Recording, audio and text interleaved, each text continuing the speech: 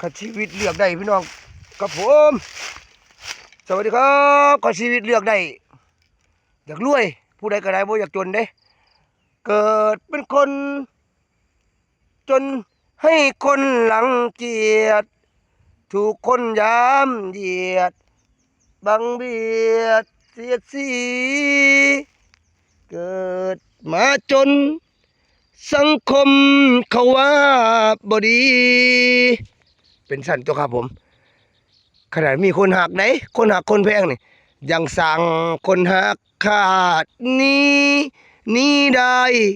เพราะเงินเท่านั้นคือตัวอันตรายครับผมพี่น้องเขานี่นั่นแหละผมมีเงินครับ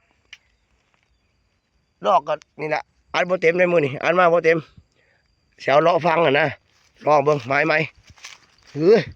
ที่เดิมแต่มันเหมือนที่ใหม่มันไม่กัดสักทีไงคันมองเก่ามันบ่กัดกระเจ้าว่าอันนี้มันบ่กัดครับผมปีนี้รู้สึกว่ากัดของผมนี่3 ครั้งปีนี้เด้ปีนี้หลังจากปีใหม่มาแล้วสงกรานต์มาแล้วกัดของผม3 เดือนเท่านั้นเด้แล้วก็ได้โตมันไปเป็นพวกปลาคอนะครับพี่น้องปลาคอบ้ามันไปใส่บนน้ำบักลายพวกนี้นี่ล่ะนี่ไปใส่เดี๋ยวนี้ไปลุย